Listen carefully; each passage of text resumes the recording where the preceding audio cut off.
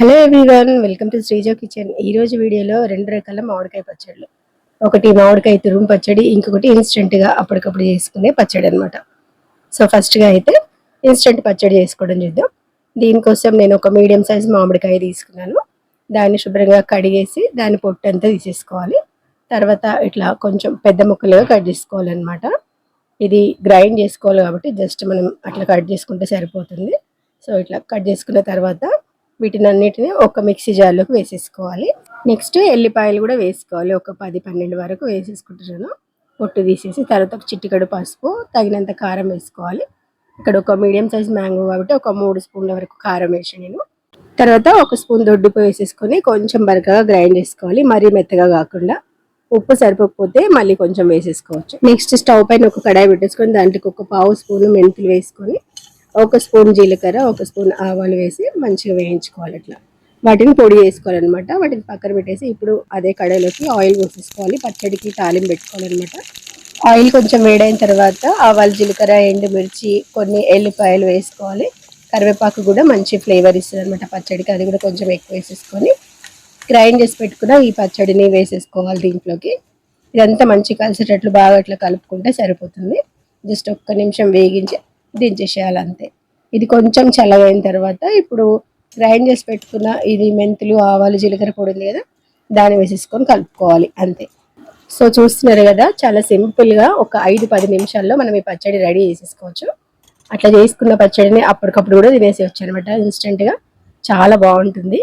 మనం ఈ పచ్చడిని ఎక్కువ రోజులు స్టోర్ చేసుకోవాలంటే ఆయిల్ అనేది కొంచెం ఎక్కువ పోసుకోవాలి, ఇంకా సాల్ట్ కూడా కొంచెం ఎక్కువ వేసుకోవాల్సి ఉంటుంది అనమాట. ఇది ఇన్స్టెంట్గా చేసుకున్న పచ్చడి కాబట్టి ఆయిల్, ఉప్పు, కారం అనేది తగ్గించి వేసుకున్న టేస్ట్ బాగుంటుంది. సో వేడి వేడి అన్నంలో వేసుకొని అప్పటికప్పుడు తినేసేయండి, సూపర్ టేస్టీగా ఉంటుంది. నెక్స్ట్ అయితే మామిడికాయ తురుము పచ్చడి చేసుకోవడం చూద్దాం. దీనికోసం ఇక్కడ 3 మీడియం సైజ్ మ్యాంగోస్ తీసుకున్నాను నేను. వీటిని శుభ్రంగా కడిగేసి తడి లేకుండా మంచిగా ఆరబెట్టేసుకోవాలి. తర్వాత పొట్టు అంతా తీసేసుకోవాలి. ఒక మ్యాంగోకి అయితే పొట్టు తీయకుండానే అట్లా తురిమేస్తున్నాను నేను. పెద్ద హోల్స్ ఉన్న గ్రేటర్తో తురుముకుంటే బాగుంటుంది అనమాట. సో ఇక్కడైతే మామిడికాయ తురుము అంతా చూసినారు కదా, ఒక ప్లేట్ అంత వచ్చింది. ఇప్పుడు ఈ మామిడికాయ తురుమునంతా కొలుచుకోవాలి. ఇక్కడ ఒక కప్పు తీసుకున్నాను నేను. ఏదైనా గ్లాసు, ఏదైనా బౌల్ ఏదైనా తీసుకోవచ్చు. దాంతో 4 కప్పులు రావాలన్నమాట. ఇక్కడైతే ఈ కప్పుతో 4 కప్పుల వరకు వచ్చింది నాకు. మరి అట్లా గట్టిగా నొక్కి వేయకుండా కొంచెం పైన పైన దాంట్లో సరిపడినంత వేసేసుకోవాలి. చూస్తున్నారా, కరెక్ట్గా 4 కప్పుల వరకు వచ్చింది. ఇట్లా కొలుచుకోవడం వల్ల ఉప్పు, కారాలు అనేది కరెక్ట్గా వేసుకోవడానికి వీలుంటుంది అనమాట. సో దీన్ని పక్కన పెట్టేసి ఇప్పుడు స్టవ్ పైన ఒక కడాయి పెట్టేసుకొని దీంట్లో 1 స్పూన్ వరకు మెంతులను వేయించుకోవాలి. అవి మంచి వేగిన తర్వాత ఒక 4 స్పూన్ల వరకు ఆవాలు వేయించుకోవాలి.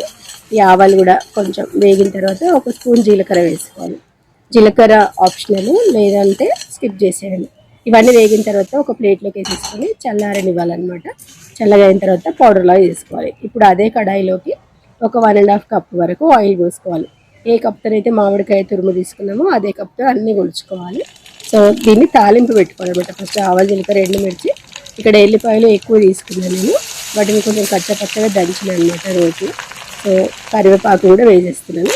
వేసుకున్న తర్వాత కొంచెం చిటికెడు పసుపు, కొంచెం ఇంగువ వేసేసుకోవాలి. ఇంకా స్టవ్ ఆఫ్ చేసేయాలి, అది చల్లగా అయిపోవాలి.